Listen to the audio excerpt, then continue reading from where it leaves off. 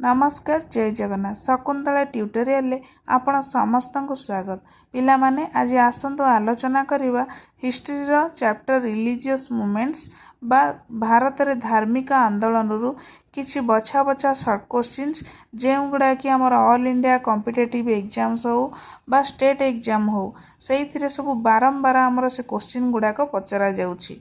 आ question गुड़ाक discussion करने समय मु जो क्वेश्चन गुड़ाक स्पष्टीकरण बा विश्लेषण करी से गुड़ाक नोट करी स्टेप बाय स्टेप मन रखिए कारण से भी एग्जाम रे किछि बुले कि क्वेश्चन पचारुची जहाँ फल कि तुमको तार आंसर करने सहज हो। ताले चलतु डेरी नक स्टार्ट करवा आज question answer. Question number 1 Jain परंपरा अनुसार जैन धर्म रे मोट केते जन तीर्थंकर थिले? आंसर 24 जन। जैन परंपरा अनुसार जैन धर्म रे मोट 24 जन तीर्थंकर थिले।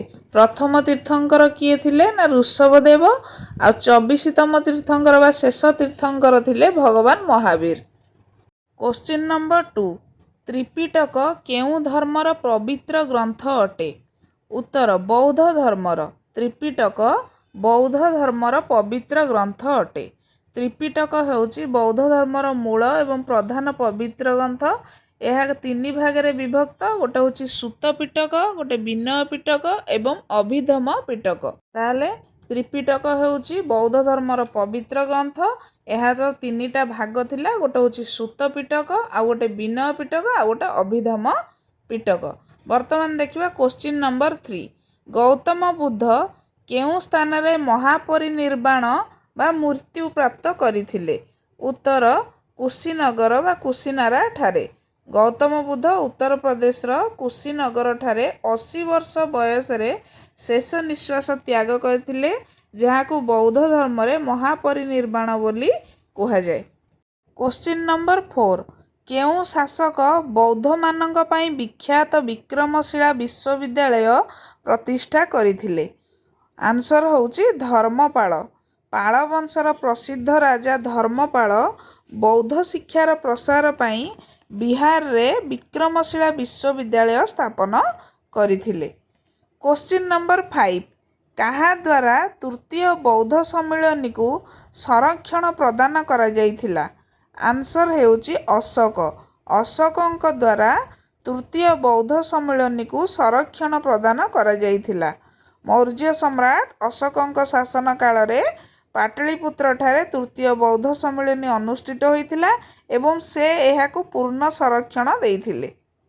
एबे चलो देखिबा क्वेश्चन नंबर 6 बौद्ध ग्रंथ पिटक गुड़िकर रचना निम्नलिखित मध्यरु केउ भाषा रे करा जायथिला? बौद्ध ग्रंथ पिटक गुड़िकर रचना निम्नलिखित मध्यरु केउ भाषा रे करा जायथिला? आंसर होची पाली भाषा। बौद्ध ग्रंथ पिटक गुड़िकर रचना पाली भाषा रे करा जायथिला।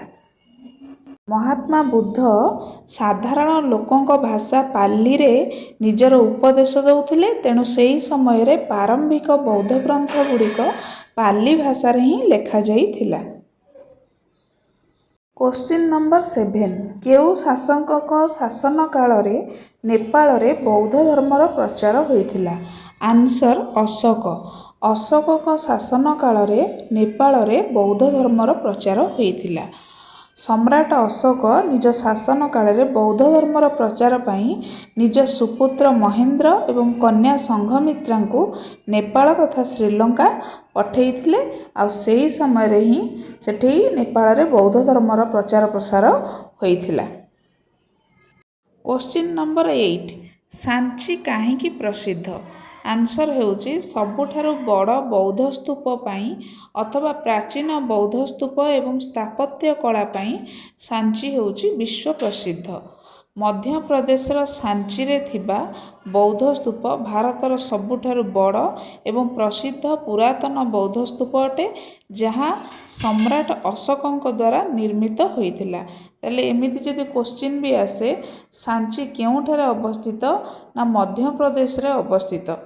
सांची रे थिबा बौद्ध स्तूप कहा द्वारा निर्मित होइथिला ना सम्राट अशोकଙ୍କ द्वारा निर्मित होइथिला। क्वेश्चन नंबर 9 ମହାବୀରଙ୍କ ଜନ୍ମ କେଉଁ କ୍ଷତ୍ରିୟ ବଂଶ ବା ଗୋତ୍ରରେ ହୋଇଥିଲା? ଆନ୍ସର ହେଉଛି ଜ୍ଞାନ୍ତ୍ରୁକ। ମହାବୀରଙ୍କ ଜନ୍ମ ଜ୍ଞାନ୍ତ୍ରୁକ କ୍ଷତ୍ରିୟ ବଂଶ ବା ଗୋତ୍ରରେ ହୋଇଥିଲା। ସ୍ପଷ୍ଟୀକରଣଟା ଆମର କ'ଣ ନା ଜୈନ ଧର୍ମର 24ତମ ତୀର୍ଥଙ୍କର ବା ଶେଷ ତୀର୍ଥଙ୍କର ଭଗବାନ ମହାବୀରଙ୍କ ଜନ୍ମ ଜ୍ଞାନ୍ତ୍ରୁକ ନାମକ ଏକ କ୍ଷତ୍ରିୟ କୂଳରେ ହୋଇଥିଲା। କ୍ୱେଶ୍ଚିନ୍ ନମ୍ବର 10 ମହାବୀରଙ୍କ ମାତାଙ୍କ ନାମ କ'ଣ ଥିଲା? ଆନ୍ସର ହେଉଛି ତ୍ରିଶଳା। ଭଗବାନ ମହାବୀରଙ୍କ ମାତାଙ୍କ ନାମ ତ୍ରିଶଳା ଥିଲା, ଯିଏକି ବୈଶାଳୀର ଲିଚ୍ଛବୀ ରାଜା ଚେତକଙ୍କ ଭଉଣୀ ଥିଲେ। ଏମିତି ବି କ୍ୱେଶ୍ଚିନ୍ ଆସିପାରେ ଭଗବାନ ମହାବୀରଙ୍କ ମାତା ତ୍ରିଶଳା କାହାର ଭଉଣୀ ଥିଲେ? ନା ବୈଶାଳୀର ଲିଚ୍ଛବୀ ରାଜା ଚେତକଙ୍କ ଭଉଣୀ ଥିଲେ। ମାନେ ଏକ୍ଜାମରେ ତ କ୍ୱେଶ୍ଚିନ୍ କେଉଁ ପ୍ରକାର ବି ବୁଲେଇ ପକେଇକି ତୁମକୁ ପଚାରି ପାରିବ।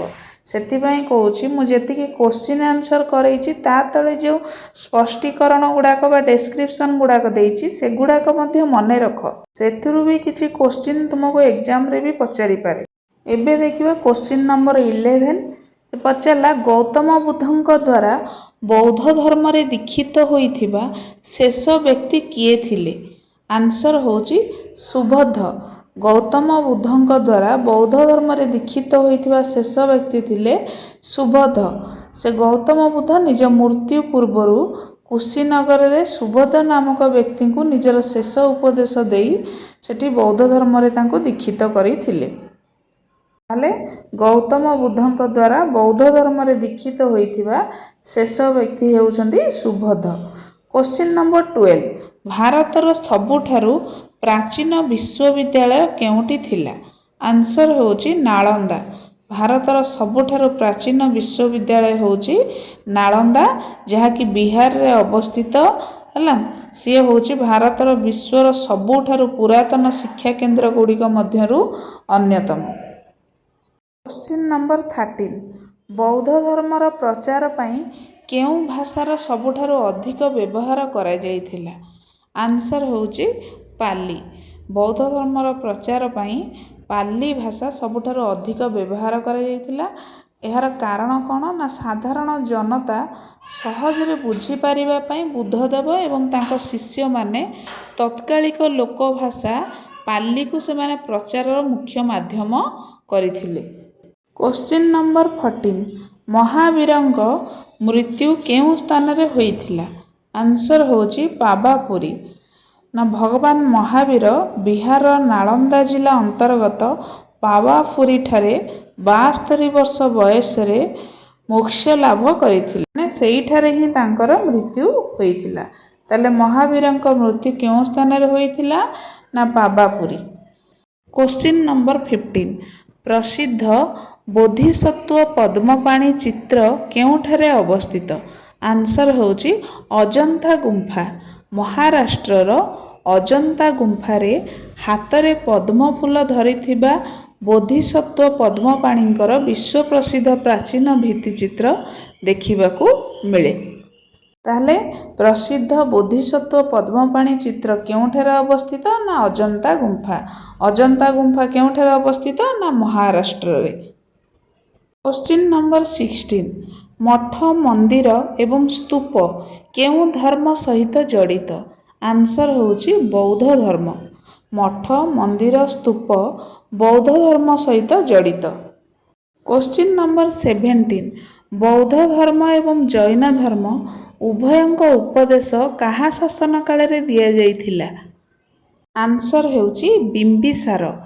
ହର୍ୟକ ବଂଶର ରାଜା ବିମ୍ବିସାର ମହାତ୍ମା ବୁଦ୍ଧ ଏବଂ ମହାବୀର ଉଭୟଙ୍କ ସମସାମୟିକ ଥିଲେ ଏବଂ ତାଙ୍କ ଶାସନ କାଳରେ ଦୁଇ ଧର୍ମର ବହୁଳ ପ୍ରଚାର ପ୍ରସାର ହୋଇଥିଲା।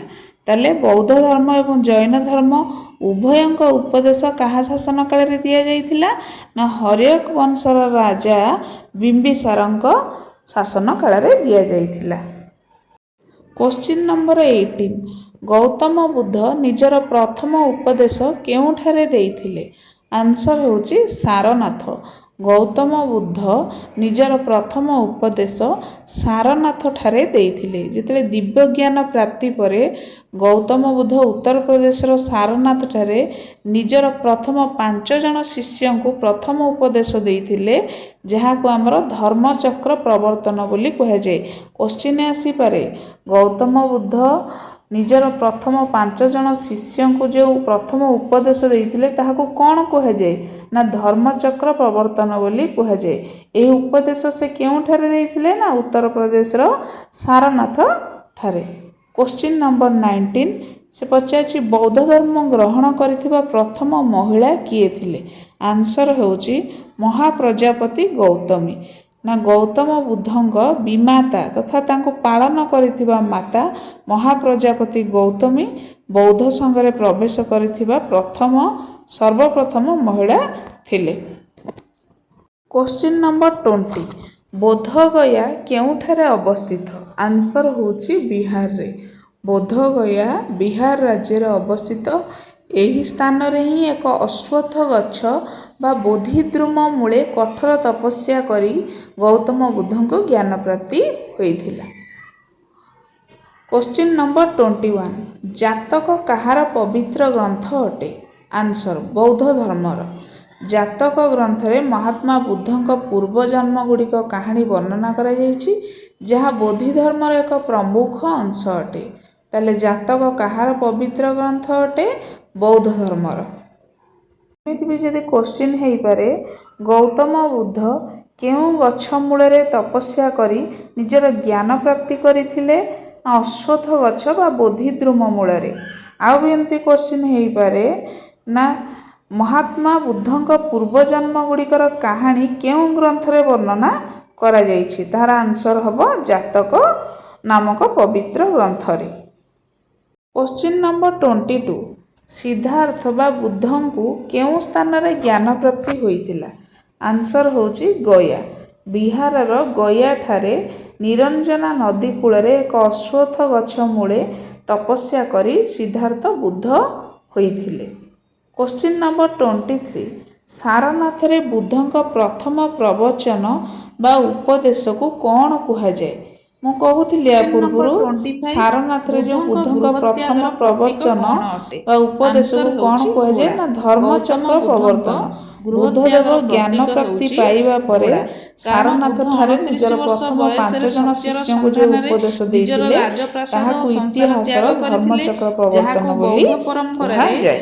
ମହାବିନିଷ୍କ୍ରମଣ କୋଶ୍ଚିନ୍ କୁହାଯାଏ। ନମ୍ବର ଆଉ 24 ଗୃହତ୍ୟାଗ ସମୟରେ ବୌଦ୍ଧ ବୁଦ୍ଧ ଧର୍ମ ନିଜର ସମାଜର ପ୍ରିୟ କେଉଁ ଘୋଡ଼ା ଦୁଇଟି କଣ୍ଠକ ନିମ୍ନ ବର୍ଗ ଏବଂ ଉପରେ ସାରଥୀ ଗଭୀର ପ୍ରଭାବ ଛନ୍ନଙ୍କ ସହ ପକାଇଥିଲା? ରାଜପ୍ରସାଦ ନା ଗୋଟେ ହେଉଛି ଛାଡ଼ିଥିଲେ। ମହିଳା ଏବଂ ଆଉ ଜଣେ ତାହେଲେ ହେଉଛି ଶୂଦ୍ର। ଗୌତମ ବୁଦ୍ଧଙ୍କ ଯେତେବେଳେ ତତ୍କାଳୀନ ଗୃହତ୍ୟାଗର ସମାଜରେ ପ୍ରତୀକ ମହିଳା ଥିଲା ଓ ଶୂଦ୍ରମାନଙ୍କୁ ଘୋଡ଼ା। ଯେମିତି ଅନେକ ଜ୍ଞାନ ଅଧିକାରରୁ ପ୍ରାପ୍ତିର ବଞ୍ଚିତ ପ୍ରତୀକ କିଏ ଥିଲା? କରାଯାଇଥିଲା, ନା ବୋଧି ବୃକ୍ଷ। ସେତେବେଳେ ବୌଦ୍ଧ ଧର୍ମ ଧର୍ମଚକ୍ର ସେମାନଙ୍କୁ ପ୍ରବର୍ତ୍ତକ ସମାନତା ଯେଉଁ ଦେଇ ପ୍ରଥମ ଉପଦେଶ ନିଜ ଦେଇଥିଲେ ସଂଘରେ ତାର ସ୍ଥାନ ପ୍ରତୀକ ଥିଲା ଦେଇଥିବାରୁ ଚକ୍ର। ଏହା ଏହି ବର୍ଗକୁ ବେଶ ମହାପରିନିର୍ବାଣର ପ୍ରତୀକ ପ୍ରଭାବିତ ଥିଲା କରିଥିଲା। ସ୍ତୂପ।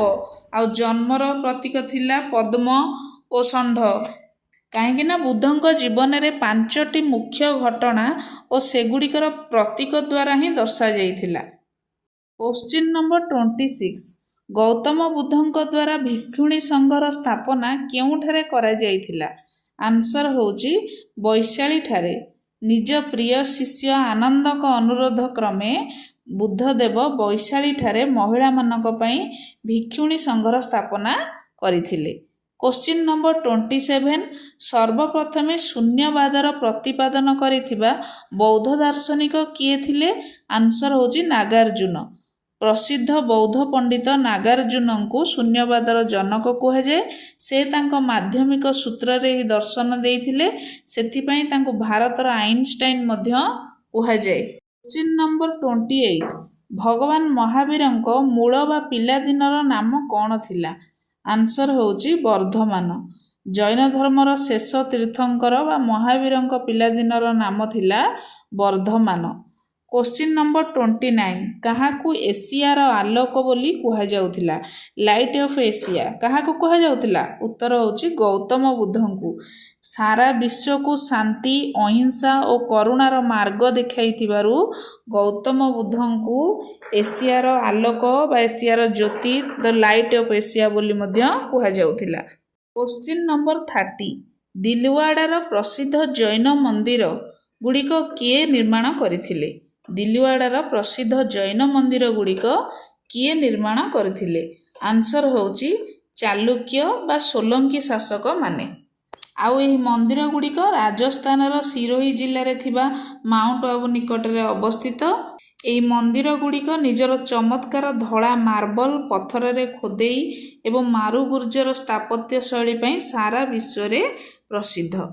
ରାଜସ୍ଥାନର ମାଉଣ୍ଟ ଆବୁରେ ଥିବା ଏହି ସୁନ୍ଦର ମାର୍ବଲ ପଥରର ମନ୍ଦିର ଗୁଡ଼ିକୁ ଆମର ଗୁଜରାଟର ସୋଲଙ୍କୀ ରାଜାଙ୍କ ମନ୍ତ୍ରୀ ବିମଳ ଶାହ ଓ ବସ୍ତୁପାଳ ନିର୍ମାଣ କରିଥିଲେ।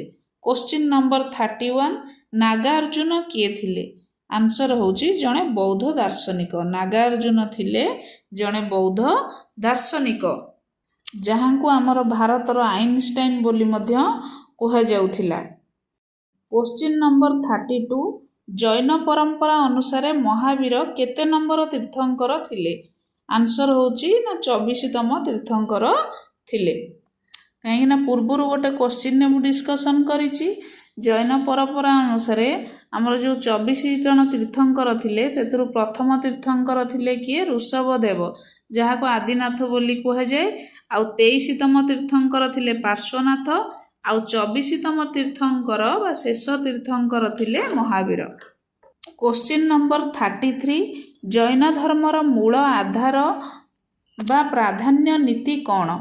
ଜୈନ ଧର୍ମର ମୂଳ ଆଧାର ବା ପ୍ରାଧାନ୍ୟ ନୀତି କ'ଣ? ଆନ୍ସର ହେଉଛି ଅହିଂସା। ଜୈନ ଧର୍ମରେ ଅହିଂସାକୁ ସବୁଠାରୁ ବଡ଼ ଧର୍ମ ମନାଯାଏ। କୌଣସି ଜୀବ ପ୍ରତି ମନ, ବଚନ କିମ୍ବା କର୍ମରେ କଷ୍ଟ ନ ଦେବା ଏହାର ମୂଳ ଲକ୍ଷ୍ୟ ଥିଲା।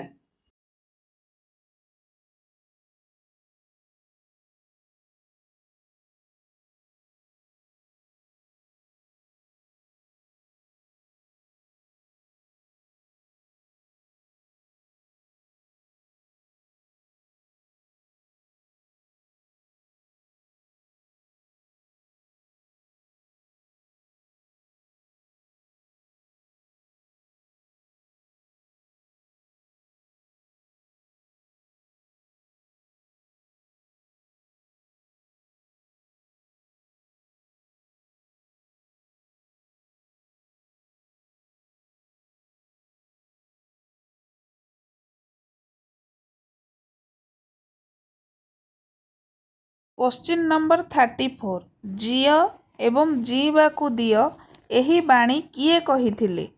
ଆନ୍ସର ମହାବୀର ସ୍ୱାମୀ। ଝିଅ ଏବଂ ଜିଇବାକୁ ଦିଅ ଏହି ବାଣୀ ମହାବୀର ସ୍ୱାମୀ କହିଥିଲେ।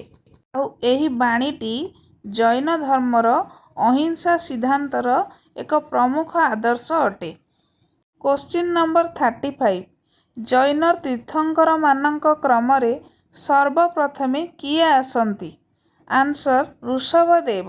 ଜୈନ ତୀର୍ଥଙ୍କରମାନଙ୍କ କ୍ରମରେ ସର୍ବପ୍ରଥମେ ଋଷଭଦେବ ବା ଆଦିନାଥ ଆସନ୍ତି, କାରଣ ଋଷଭଦେବ ଆଦିନାଥ ଜୈନ ଧର୍ମର ପ୍ରଥମ ତୀର୍ଥଙ୍କର ତଥା ଏହି ଧର୍ମର ପ୍ରତିଷ୍ଠାତା ଥିଲେ। କ୍ୱେଶ୍ଚିନ୍ ନମ୍ବର 36, ଜୈନ ଧର୍ମରେ ପୂର୍ଣ୍ଣ ଜ୍ଞାନ ପାଇଁ କେଉଁ ଶବ୍ଦ ବ୍ୟବହାର କରାଯାଏ? ଆନ୍ସର କୈବଲ୍ୟ। ଜୈନ ଧର୍ମରେ ପୂର୍ଣ୍ଣ ଜ୍ଞାନ ପାଇଁ କୈବଲ୍ୟ ଶବ୍ଦ ବ୍ୟବହାର କରାଯାଏ। ଯେତେବେଳେ ଜଣେ ସାଧକ ସଂସାରର ସମସ୍ତ ବନ୍ଧନ ଓ ମୋହରୁ ମୁକ୍ତି ପାଇ ପରମ ଜ୍ଞାନ ଲାଭ କରେ, ତାକୁ ଜୈନ ଧର୍ମରେ କୈବଲ୍ୟ ପ୍ରାପ୍ତି ବୋଲି କୁହାଯାଇଥାଏ। କ୍ୱେଶ୍ଚିନ୍ ନମ୍ବର 37, ମହାବୀର ସ୍ୱାମୀଙ୍କ ଜନ୍ମ କେଉଁଠାରେ ହୋଇଥିଲା? ଆନ୍ସର କୁଣ୍ଡ ଗ୍ରାମଠାରେ। ବିହାରର ବୈଶାଳୀ ନିକଟରେ ଥିବା କୁଣ୍ଡ ଗ୍ରାମଠାରେ ଭଗବାନ ମହାବୀରଙ୍କ ଜନ୍ମ ହୋଇଥିଲା। କ୍ୱେଶ୍ଚିନ୍ ନମ୍ବର 38, କନିଷ୍କଙ୍କ ଶାସନ କାଳରେ ଚତୁର୍ଥ ବୌଦ୍ଧ ସମ୍ମିଳନୀ କେଉଁ ସହରରେ ଆୟୋଜିତ ହୋଇଥିଲା? ଆନ୍ସର ହେଉଛି କୁଣ୍ଡଳବନ, କାଶ୍ମୀର। କନିଷ୍କଙ୍କ ଶାସନ କାଳରେ ଚତୁର୍ଥ ବୌଦ୍ଧ ସମ୍ମିଳନୀ କାଶ୍ମୀରର କୁଣ୍ଡଳବନଠାରେ ହୋଇଥିଲା, ଯେଉଁଠାରେ ବୌଦ୍ଧ ଧର୍ମ ହୀନଯାନ ଓ ମହାଯାନ ଦୁଇ ଭାଗରେ ବିଭକ୍ତ ହୋଇଥିଲା। କ୍ୱେଶ୍ଚିନ୍ ନମ୍ବର 39, ତୃତୀୟ ବୌଦ୍ଧ ସମ୍ମିଳନୀ କେଉଁଠାରେ ଆୟୋଜିତ ହୋଇଥିଲା? ଆନ୍ସର ହେଉଛି ପାଟଳୀପୁତ୍ରଠାରେ। ତୃତୀୟ ବୌଦ୍ଧ ସମ୍ମିଳନୀ ପାଟଳୀପୁତ୍ରଠାରେ ଆୟୋଜିତ ହୋଇଥିଲା। क्वेश्चन नंबर 40 सम्राट अशोकଙ୍କ शासन काल बौद्ध सम्मिलनी केउं सहर रे आयोजित होइथिला। आंसर होची पाटलिपुत्र ठारे। सम्राट अशोकଙ୍କ शासन काल बौद्ध सम्मिलनी पाटलिपुत्र ठारे आयोजित होइथिला। क्वेश्चन नंबर 41 आजीवक संप्रदायर प्रतिष्ठाता किए थिले। आजीवक संप्रदायर प्रतिष्ठाता किए थिले। आंसर होची मखली गोसाल। मखली गोसाल प्रारंभिक समय रे महावीरଙ୍କ शिष्य थिले, किंतु परे मतभेद होबारु से एक नूतन स्वतंत्र नास्तिक संप्रदाय आजीवक प्रतिष्ठा करिथिले, जहा नियतिवाद व भाग्यवाद उपरे विश्वास करे। क्वेश्चन नंबर 42 भागवत संप्रदायर विकास रे कहार अवदान सबुठारु अधिक थिला। भागवत संप्रदायर विकास रे गुप्त शासक मानकर अवदान सबुठारु अधिक थिला, कारण गुप्त वंशर राजा माने परम भागवत उपाधि धारण करुथिले एवं भगवान विष्णुଙ୍କ उपासक मध्य सेमाने थिले। सेमानଙ୍କ शासन काल रे भागवत व वैष्णव धर्मर सबुठारु अधिक उन्नति होइथिला। क्वेश्चन नंबर 43 भगवान महावीरଙ୍କ प्रथम शिष्य किए थिले। आंसर हेउची जामाली। भगवान महावीरଙ୍କ प्रथम शिष्य थिले जामाली, जे कि महावीरଙ୍କ प्रथम शिष्य थिले तांकर ज्वाई जामाली माने महावीरଙ୍କ कन्या प्रियदर्शनଙ୍କ स्वामी। से महावीरଙ୍କ कन्या प्रियदर्शनଙ୍କ स्वामी जामाली ही तांकर प्रथम शिष्य थिले, जे कि से थिले तांकर ज्वाई। क्वेश्चन नंबर 44 त्रिरत्न सिद्धांत सम्यक धारणा सम्यक चरित्र सम्यक ज्ञान केउं धर्मर महिमा अटे। त्रिरत्न सिद्धांत जो थिला सम्यक धारणा सम्यक चरित्र सम्यक ज्ञान यह जैन धर्मर महिमा अटे। जैन धर्म रे मुख्य लाभ पाई एई तीनोटी रत्न वा मार्ग विषय रे कुहा जाईची। गोटे होउची सम्यक दर्शन सम्यक ज्ञान सम्यक चरित्र, जाहाकु त्रिरत्न सिद्धांत बोली मध्य कुहा जाय। क्वेश्चन नंबर 45 बुद्धଙ୍କ मृत्यु परे प्रथम बौद्ध सम्मेलन रे अध्यक्षता किए करिथिले। आंसर होउची महाकाश्यप। बुद्धଙ୍କ मृत्यु परे प्रथम बौद्ध सम्मेलन रे अध्यक्षता करिथिले महाकाश्यप। राजगृह रे अनुष्ठित प्रथम बौद्ध सम्मेलन अध्यक्षता प्रसिद्ध बौद्ध भिक्षु महाकाश्यप करिथिले। क्वेश्चन नंबर 46 गौतम बुद्धଙ୍କ जीवन काल रे ही किए संघर मुख्य होबाकू चाहुथिले। आंसर होची देवदत्त। देवदत्त गौतम बुद्धଙ୍କ संपर्कीय भाई थिले। से बुद्धଙ୍କ प्रति ईर्षा रखुथिले एवं बुद्ध जीवित थिबा समय ही बौद्ध संघर नेतृत्व निज हाथ को नेबाकू चेष्टा करुथिले। तले गौतम बुद्धଙ୍କ जीवन काल रे ही किए संघर मुख्य होबा पई चाहुथिले ना देवदत्त, जे कि तांकर संपर्कीय भाई थिले।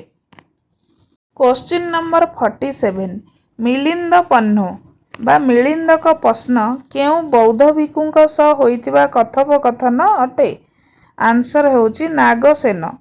मिलिंद पन्नो बा मिलिंदक प्रश्न केउ बौद्ध भिक्षुଙ୍କ सह होइतिबा कथोपकथन अटे। आंसर होची नागसेन। इंडो ग्रीक राजा मेनांडर बा मिलिंद एवं बौद्ध पंडित नागसेनଙ୍କ मध्य होइतिबा धार्मिक आलोचना ए ग्रंथरे लिखित अछि। जो मिलिंद पन्न सेटा होची ग्रंथर ना। एथेरे मिलिंद पन्न केउ बौद्ध भिक्षुଙ୍କ सह कथा होइतिले नागसेनଙ୍କ सह। माने राजा ग्रीक इंडो ग्रीक राजा मेनांडर जाकु मिलिंद बोली कहा जाउतला, से बौद्ध पंडित नागसेनଙ୍କ मध्यरे जो धार्मिक आलोचना करथिले सेटा ए मिलिंद पन्न ग्रंथरे लिखित रहिछि। क्वेश्चन नंबर 48 महायान बौद्ध धर्म रे बोधिसत्व अवलोकितेश्वर को आउ केउ नाम रे जणा जाय। आंसर होउची पद्मपाणी।